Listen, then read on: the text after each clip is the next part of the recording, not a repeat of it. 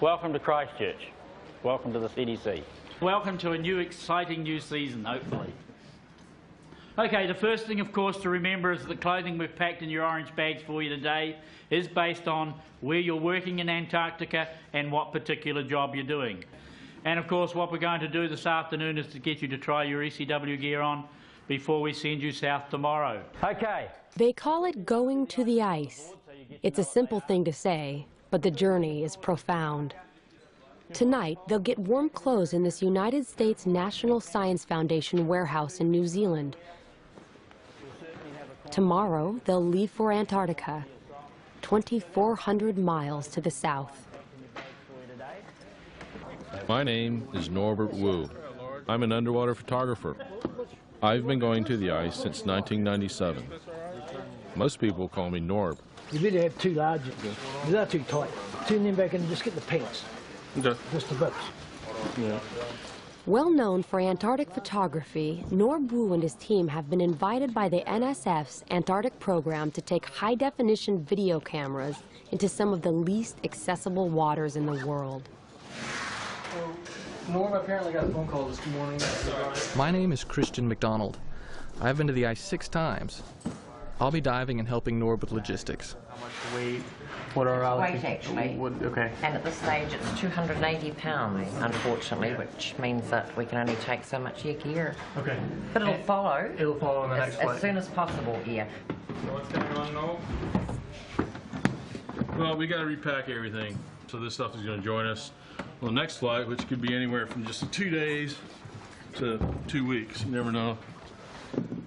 Check-in time tomorrow morning will be 5 a.m. Okay? So that's basically all there is to it. At first, it's like getting up early to go on an airliner to anywhere. Same standing around, same security hassles. Feels like going to Chicago. Hey Dale, can you do me a favor and hand me my parker? That's right on that. This is the second year I've gone to the ice with Norb. I'm Dale Stokes. I'm an oceanographer.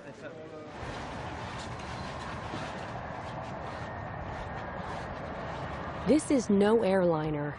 This is not a trip to Chicago. It's so noisy in here you can't talk. You can barely move. It will be an extremely uncomfortable 5-hour journey.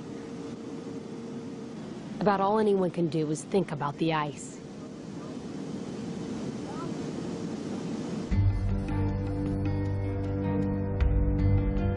Antarctica is dominated by ice. Over much of the continent, the ice is more than 1.5 miles thick. This fortress of cold holds captive 70% of all the fresh water on the planet. If the ice melted, the oceans would flood over half the world's population. The ice controls the Earth's climate. It reflects heat from the sun back into space. The seawater it chills affects currents and temperatures everywhere. But there is more to Antarctica than just ice.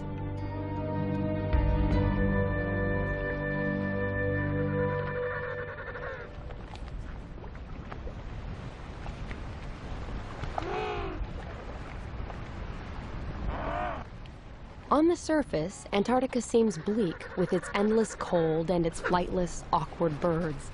But that's only on the surface. Norb, Christian, and Dale are going to the ice to get under it.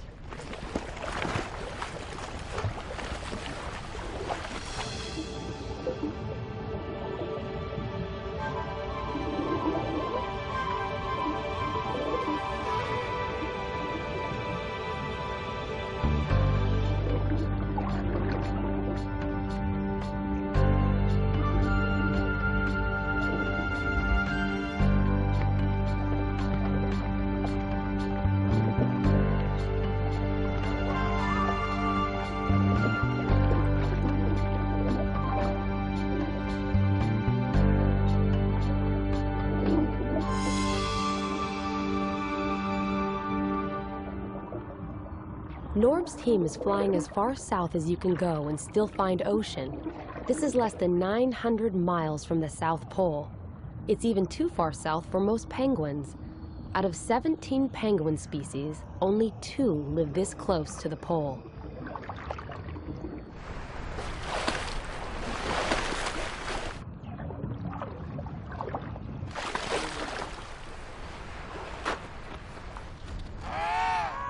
The big ones are emperors. The small one is an Adelie. The penguins only look awkward on the surface. They are completely at home. 5 hours after takeoff, the plane lands on the frozen sea near McMurdo Station, a United States research base. For the passengers, those 5 hours have transformed their world.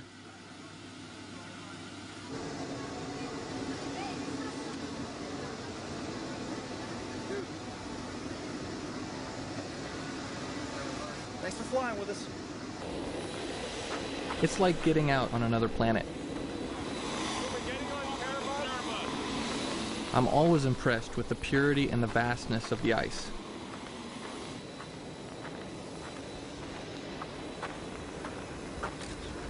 The sea we want to explore is beneath our feet, locked away under 6 feet of ice. But first we have to learn to deal with the ice. This is Snowcraft 1.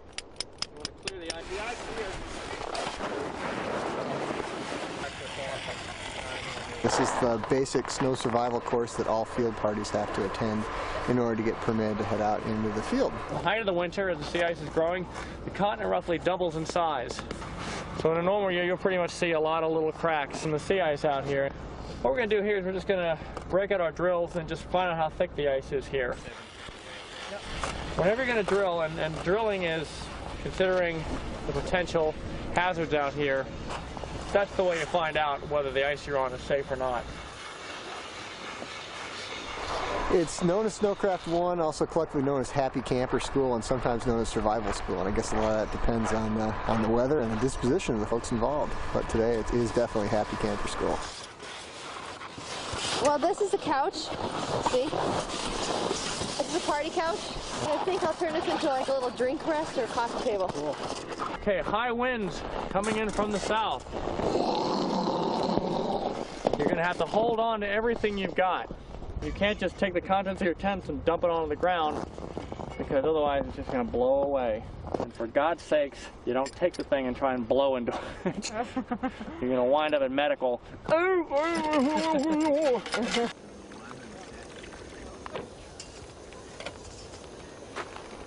This is a classic Antarctic day out here. It's virtually dead calm, lots of sunshine, but the potential for it to change in the next 2 hours or less is pretty dramatic and pretty amazing. Intimidating, I think, is probably the best word for it. The weather is just plain intimidating, the way it can humiliate you and make you feel small.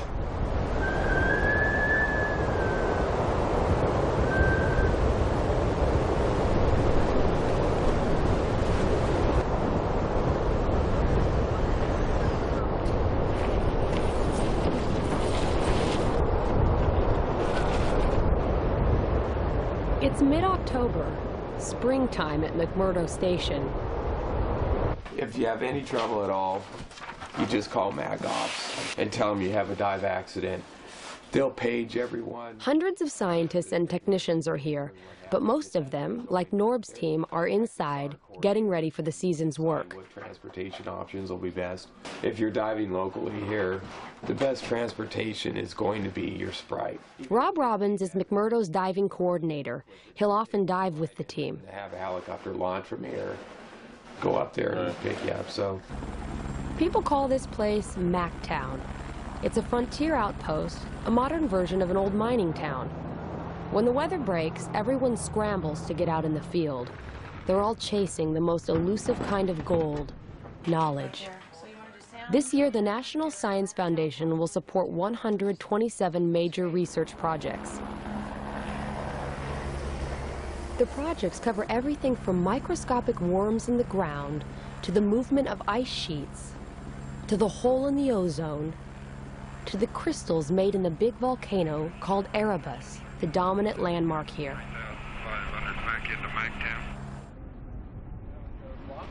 For Norb, Christian, and Dale, gathering equipment and scheduling trips into the field seems to occupy all the daylight hours.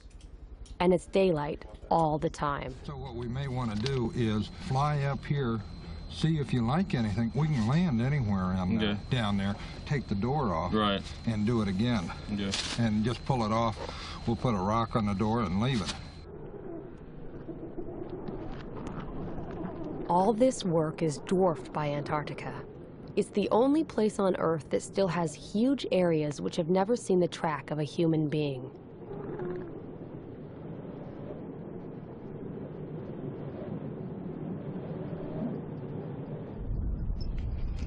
I'm so ready to dive, I'll dig with a toothpick if I have to. But we still have to plan things out with Rob. There's some of the Sprite accessible dive sites around here. There's a lot of good diving.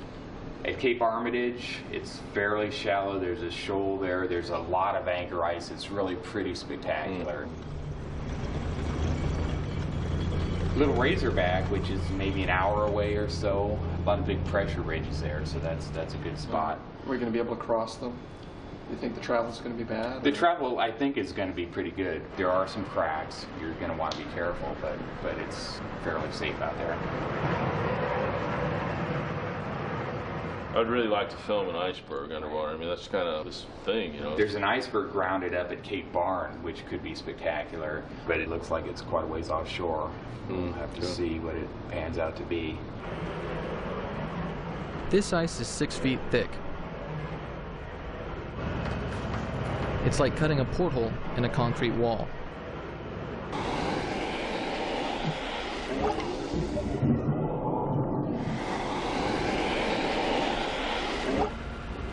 But we can't just go jump in the hole.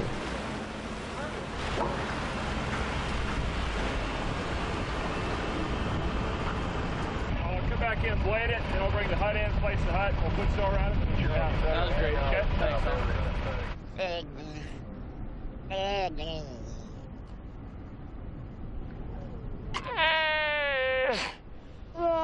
Waddell seals are at home on the ice. They live far from open water and use cracks and holes to get in and out of the water and to breathe. In October and November, the seals haul themselves out on the ice to give birth and raise pups.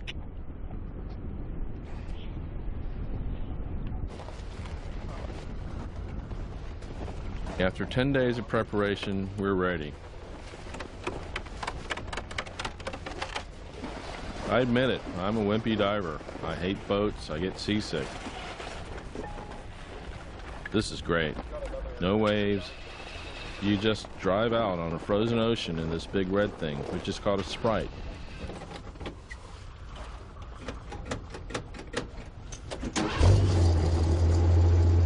A Sprite is fun for about the first 5 minutes.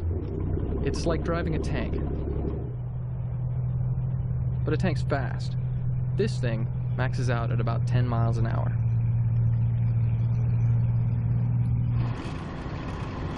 After 5 minutes, it's sheer unadulterated hell.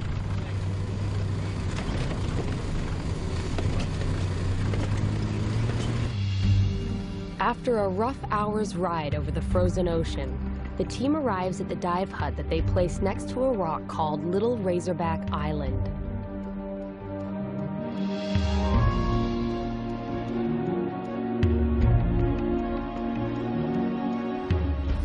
Dale will be first into the water. 3 layers of underwear and a dry suit. It still doesn't really keep you warm.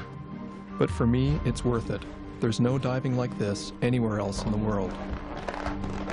The only thing exposed to the water is your lips. At first, they burn, but then they get completely numb, and it's okay.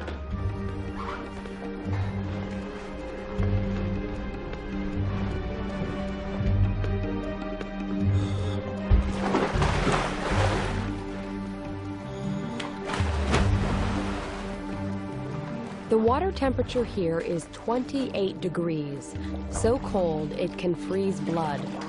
If something goes wrong, there are only 2 places to get out, this hole and a nearby safety hole. But diving is what they came all this way to do.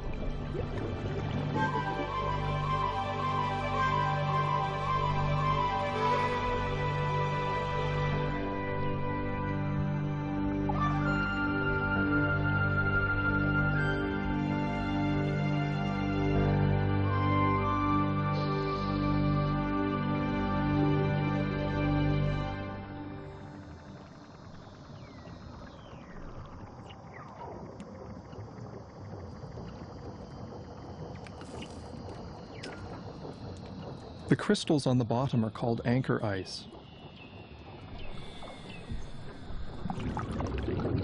In shallow places like this, ice forms on almost anything the water touches, so it grows in kind of an ice garden.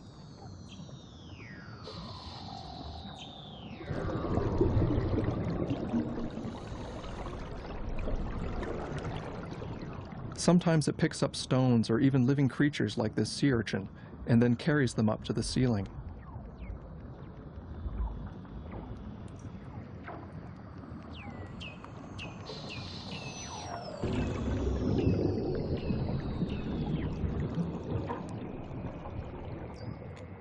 To me, these noises sound like alien radio signals in science fiction movies.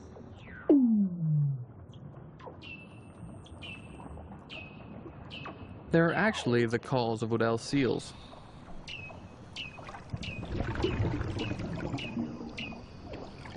The seals will go anywhere they could find a hole for air.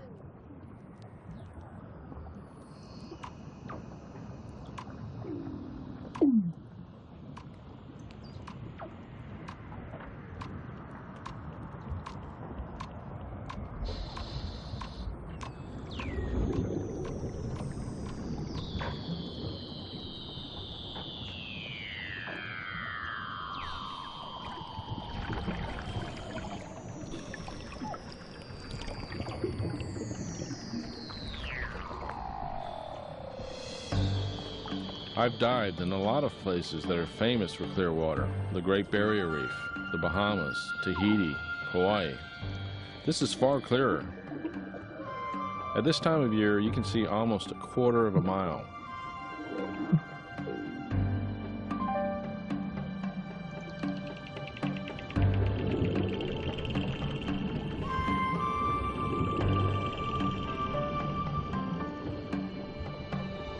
These strange things are called brine channels. Up on the surface, salt is concentrated in the frozen sea ice and makes brine, which is so salty that it stays liquid even when the surface ice cools it to extremely low temperatures. When this cold brine flows downward, it freezes the less salty seawater around it, making these tubes.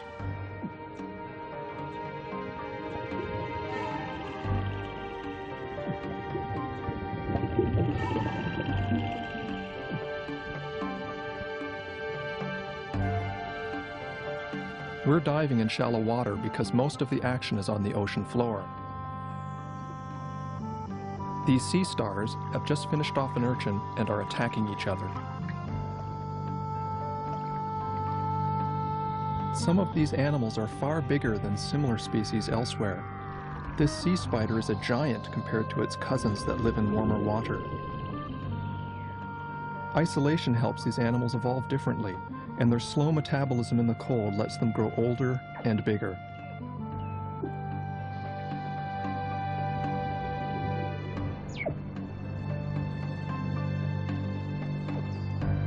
Clear water is great for us, but hard on the life here.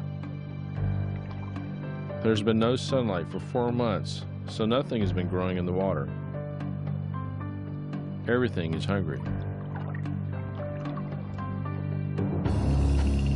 This anemone may look pretty, but it's a ravenous predator. The current has carried this jelly too close to the bottom. The anemone snagged it. Sometimes they can eat an entire jelly.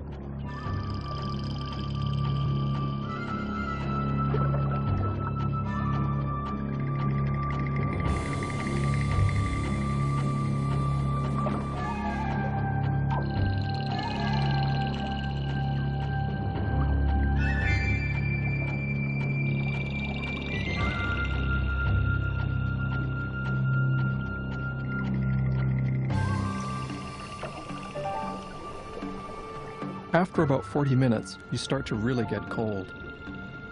It's time to get back to that warm hut. Under the ice, you have no clue what the weather's been doing, but this is Antarctica. It's sure to be different.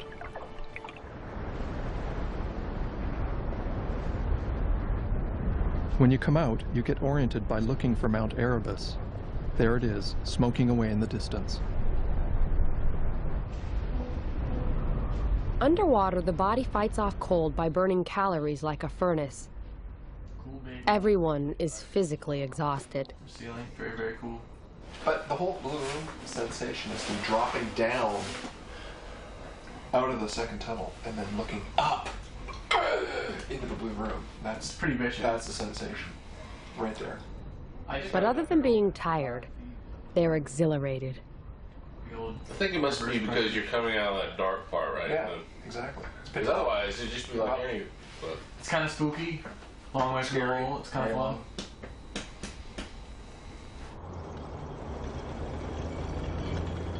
The next day, they're right back out on the ice.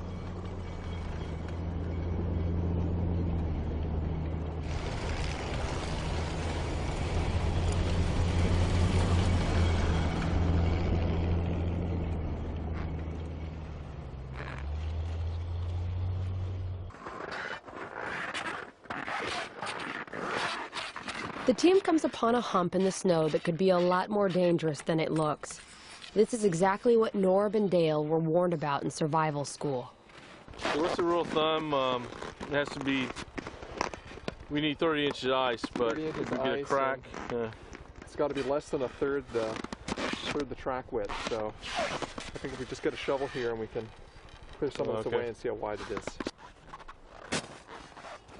This snowdrift marks a crack in the ice. You can't tell from the surface if the crack is too wide for the Sprite to cross. It's always weird to think that right underneath this solid-looking surface, there's ocean 1,000 feet deep. I love diving, but I sure don't want to fall in.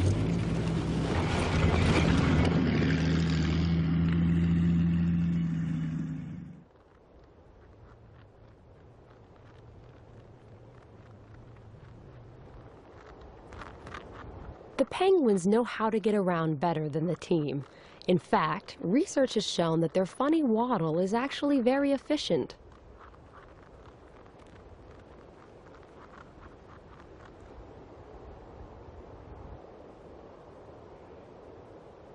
There are all sorts of mysteries under the ice. One of them is how the Weddell seals live. In this field camp near McMurdo, biologists are studying the seals. They have drilled a hole in the ice so far from the other holes that a seal released here has to come back. It's held captive by its need to breathe. Under a special research permit, this male was captured and he'll work with the scientists for a couple of weeks, then be returned to the place he was caught. They have glued instruments on his back and a camera on his head to explore a world of life and hunting under the ice that would otherwise be hidden forever.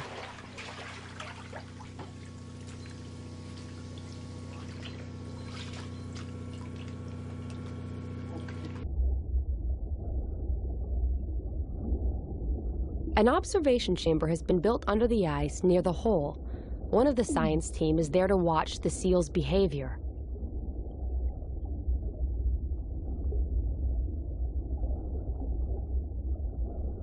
This seal, and others that have worn the equipment, have led to breakthroughs in the study of Weddells. The video the seal takes is a first. Here, with the camera pointed forward, is something divers and scientists had never seen before. The seal blows bubbles at the sea ice ceiling and flushes out its prey.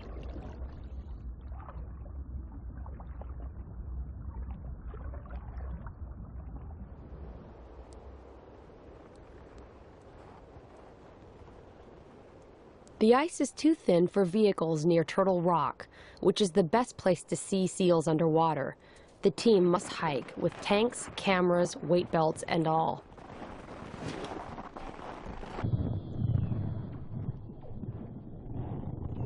Underwater, a male seal hears them approach.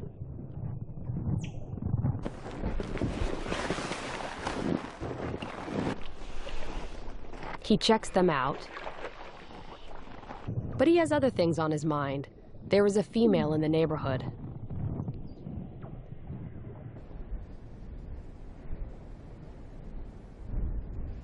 There's no warm dive hut here, but that's all right. It's a balmy day, about 15 degrees.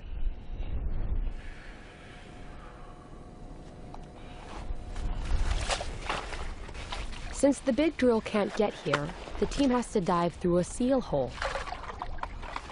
The water's constantly refreezing, but keeping the hole open is one thing the divers can do more easily than the seals. Seals have to use their teeth.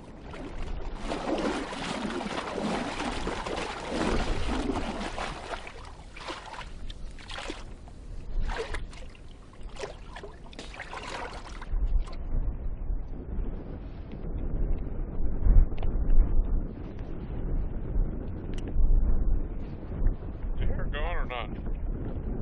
Do you hear it going? You want to press it?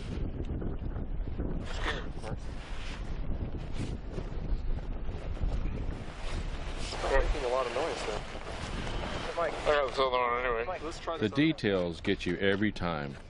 I've had trouble with this hose before, so I want to be real sure it's working.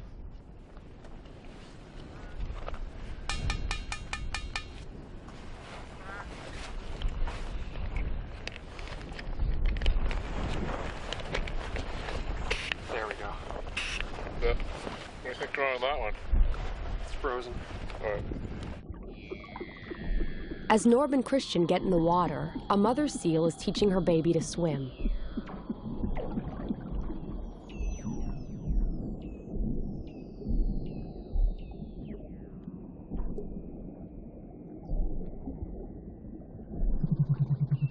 But she has other concerns too. Females, once they've given birth, are often ready to breed, and this female knows that the male is around.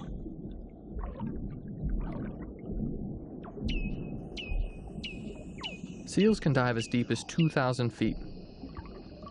They have been known to stay underwater for over an hour. But they don't get decompression sickness, the bends, which is a major hazard for divers. To prevent the bends, divers must be careful when ascending so nitrogen doesn't fizz out of their blood like bubbles in a soft drink.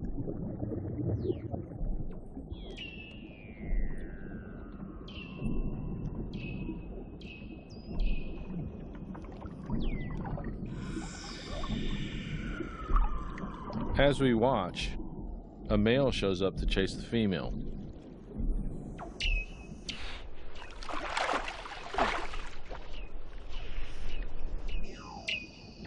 But she's not interested.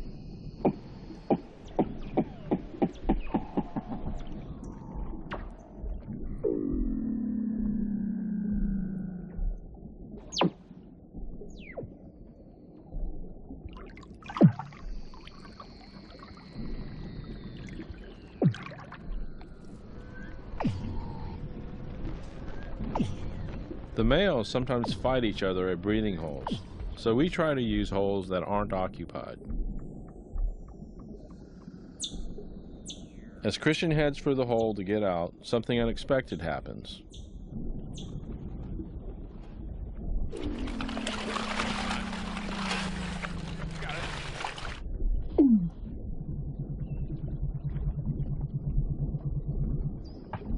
Oh!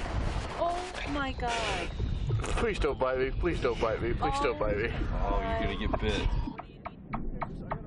He thinks it's a huge male, about to take a chunk out of a part of him that Christian doesn't want to lose.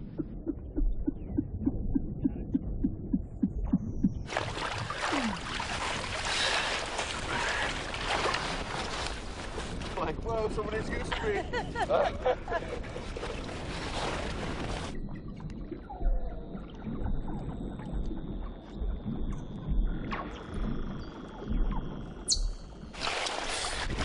Saw that baby seal go. Oh. Like, don't bite me, don't bite me. That mom didn't care at all, man.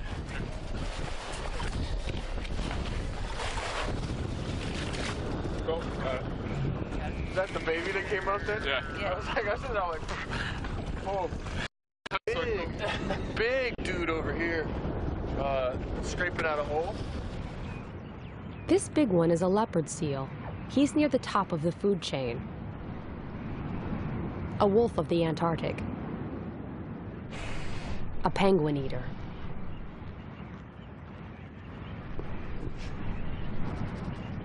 But out on the surface, he's about as agile as a slug, so the penguin is safe. For now.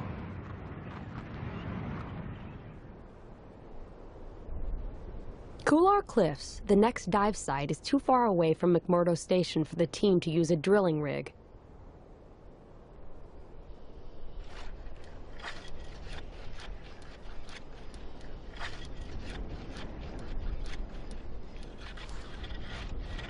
But Christian, Rob, and Dale use just about every portable tool known to man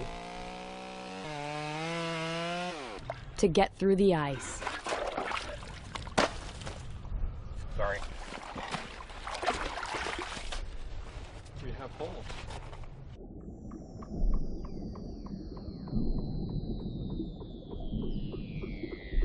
This is the type of sea star that I've never seen before, using its long arms to pick plankton out of the water as the current moves past.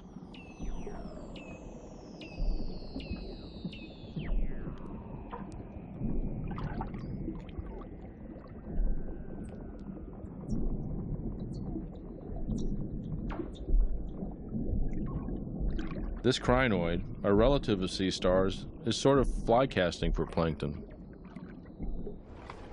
On the surface, Rob keeps the hole clear and has no idea that beneath him, Dale is having one of the most memorable dives of his life. He is witnessing the effects created when snow from these cliffs melts and sinks beneath the cracks in the rocks. Under the surface, the fresh water seeping back out from the rocks is frozen by the colder seawater. It looks like a frozen waterfall.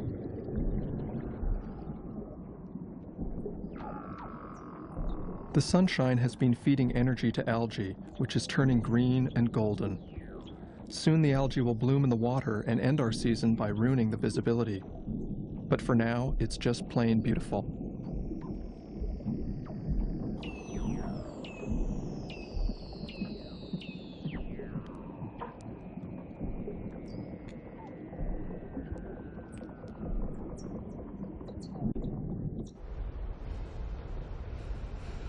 On a slope below Mount Erebus, a glacier flows to the sea from the thick ice in the interior.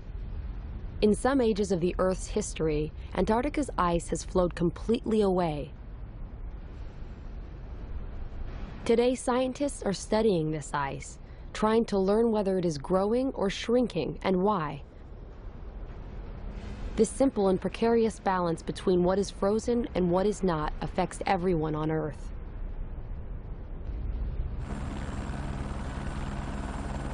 Norb's team has put a hut right where the glacier meets both rock and the sea. The glacier face goes hundreds of feet down into the water. Norb and Christian will dive right next to it.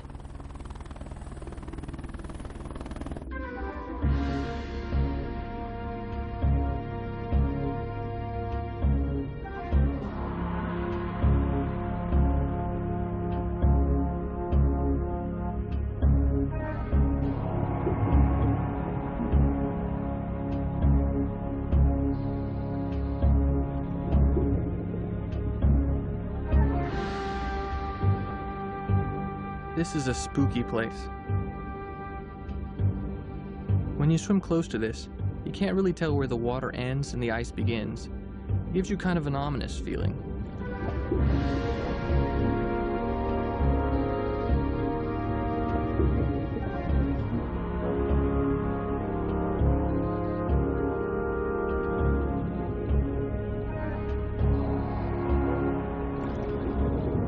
You see all this big ice, but fish live right next to it, no problem.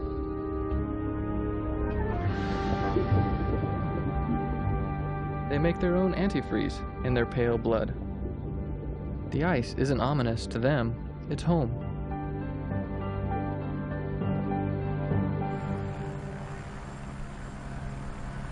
Every year, Antarctica sheds thousands of icebergs like flakes of its skin. Everyone knows that icebergs hide most of their mass underwater, which is why the team wants to shoot near one. But that, like everything else here, is going to be harder than they thought. Christian and Rob have been out for 2 days looking for bergs to explore.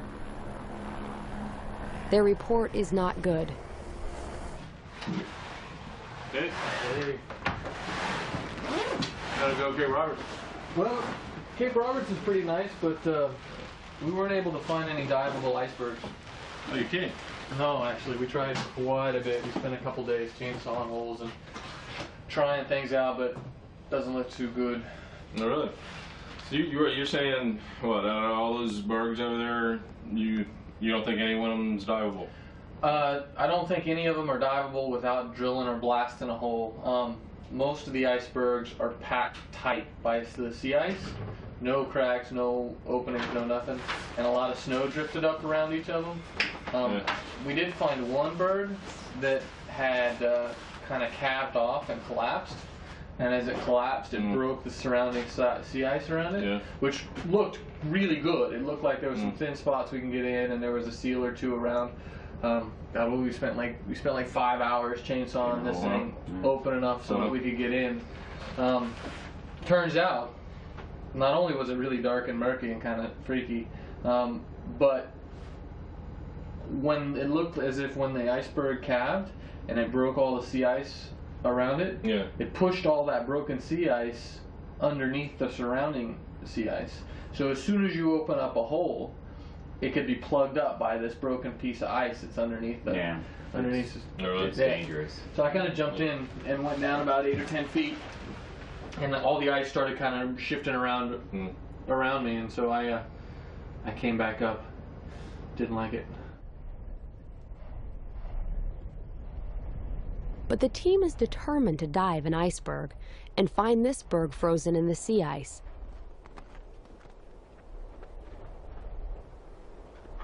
The berg appears to be in very deep water, not the most interesting diving. But at least there's a seal hole to dive through, and what they discover is a complete surprise.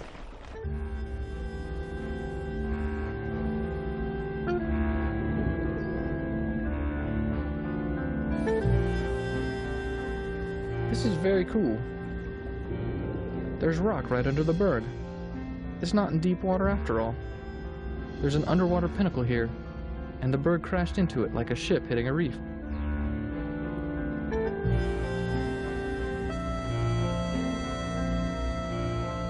But a ship would be here for centuries. It's hard to imagine, but soon this huge structure will just disappear.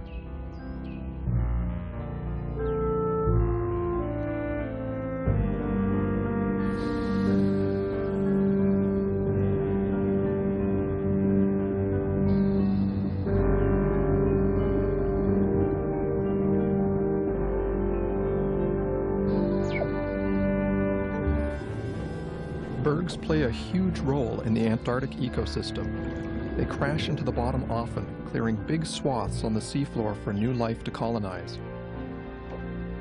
Some scientists think this constant churning of the bottom is one of the reasons that life down here is so diverse.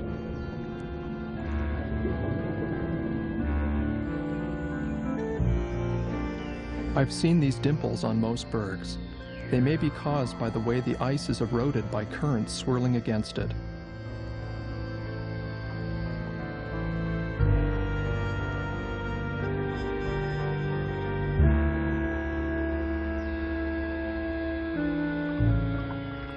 Young fish take refuge in the dimples. I guess when this berg melts, they'll just go find another one. It's not as if there's a shortage.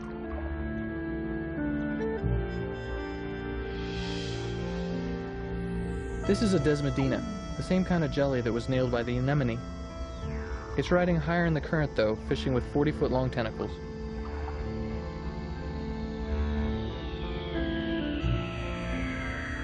It has been another great dive, but this dive costs the team big time. Calling from McMurdo Station in Antarctica. I'm a physician, I'm a diver, and I have somebody here who's a professional diver who really seems like he has decompression sickness. Diving down here. Dale is in trouble. He may have the bends. Diving heavily for a week. It's a sharp pain in my back, and I don't want to mess with it. If there's a bubble in there, you never know. You can be paralyzed for the rest of your life. Sometimes you just don't recover, and you can't dive ever again. Kind of a tough one. Now we do have a chamber here, and the chamber is standing by. Might want to get in. Here we go. See ya. Imagine being told that you can no longer do something that has been a large part of your life since you were a child.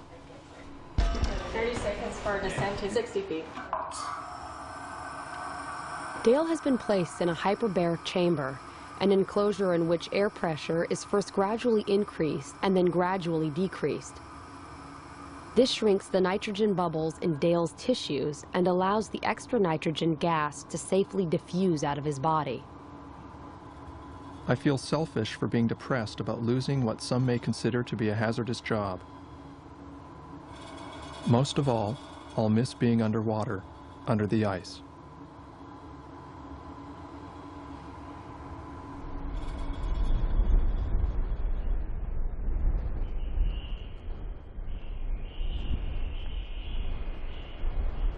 Dale will help out on the surface as the team continues diving and filming.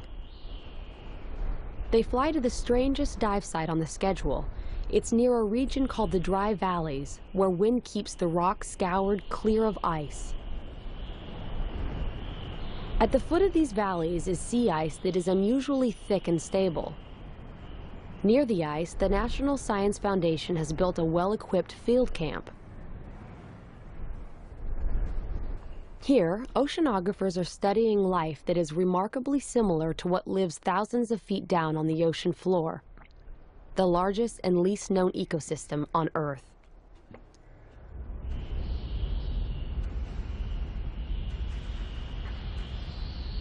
But the depth here is only 90 feet.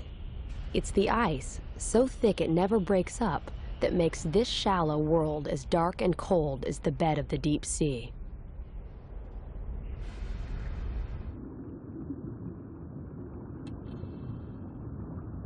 These unusual soft corals have evolved to sweep the sand for food, a behavior that has never been seen anywhere else.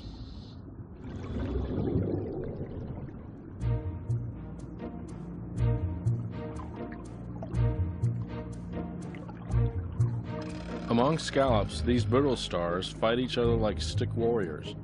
The red ones eat the white ones, if they can catch them.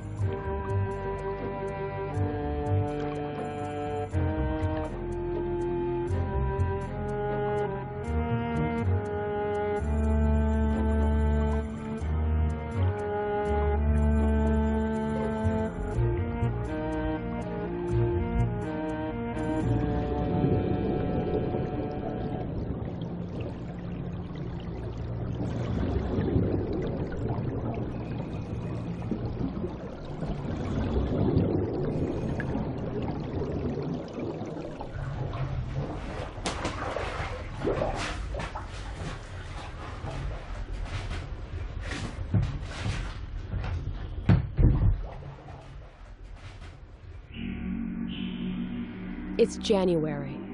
On the shore, water is cut loose by temperatures that flirt with a thaw. But summer ages quickly. The midnight sun sinks toward the first sunset of autumn, and there are new visitors to McMurdo Sound.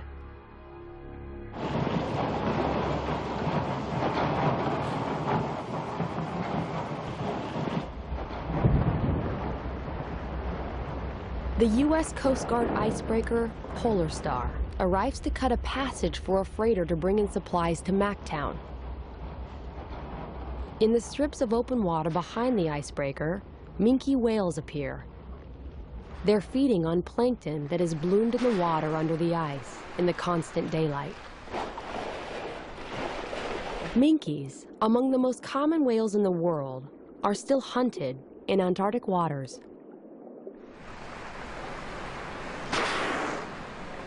The sudden appearance of abundant food is good for them, but bad for diving. The great visibility is gone, so Norb's time here is almost over.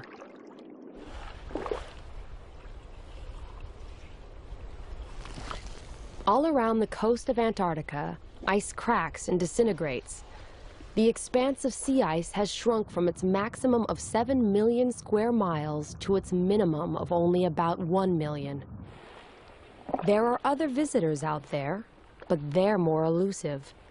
For days, the team searches outside McMurdo, looking for the orcas that often haunt the ice edge. But day after day, the patches of water are empty. Then, in one breath, everything changes. The ice of the whole bay seems to be breaking up in front of our eyes, opening into long strips of water that are called leads.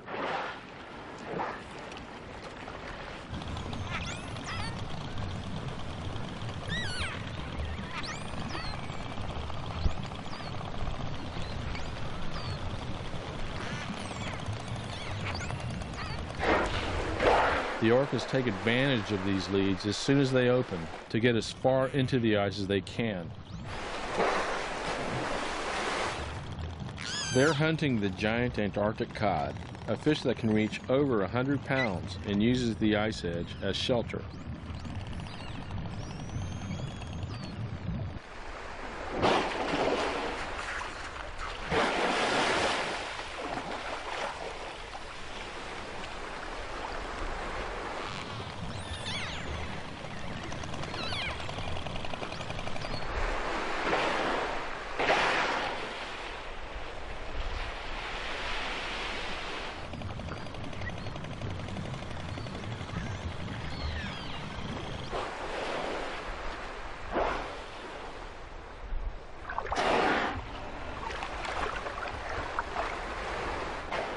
Everyone thinks that orcas eat penguins. These Adelie penguins seem to think so too.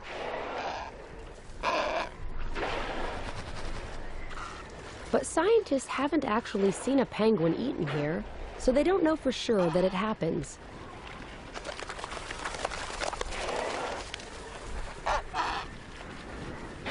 Still, when whales are around, penguins play it safe.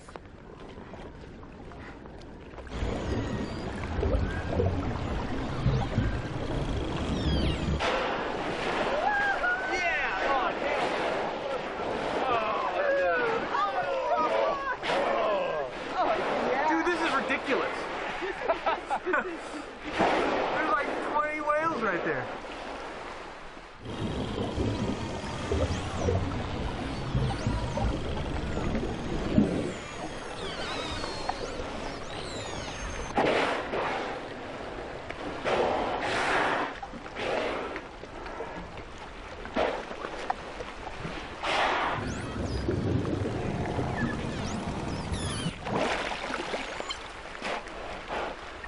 Orcas seem to watch us by doing what we call spy hopping, checking out the surface. They may also spy hop to look for new leads or to navigate back to open water.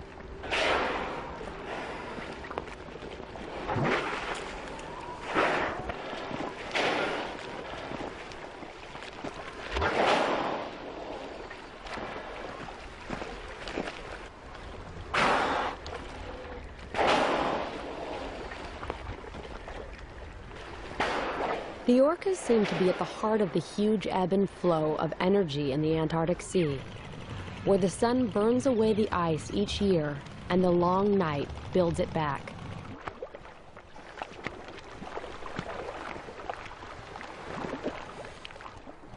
On our last day, Rob is filming me with his digital camera.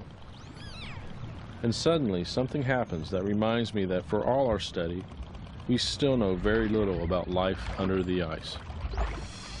The whale checks me out, then sends some kind of message, but I have no idea what it means.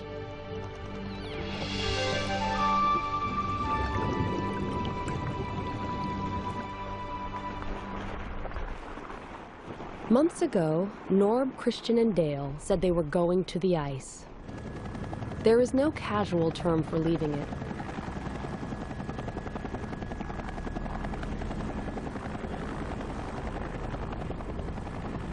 They have looked in the face of glaciers and at the roots of icebergs. They have glimpsed the life that has turned this hostile place into a home. But it's tough being on the ice, and at the end of all this work and cold, the team is happy to be heading home.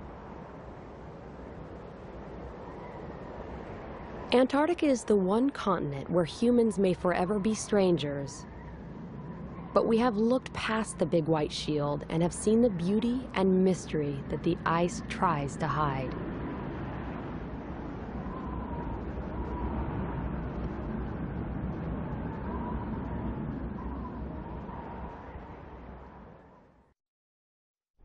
Under Antarctic Ice is available on VHS for $19.95 and DVD for $24.95 plus shipping. To order, call 1-800-336-1917 or write to the address on your screen. Oh my goodness, look who it is. Hi, honey.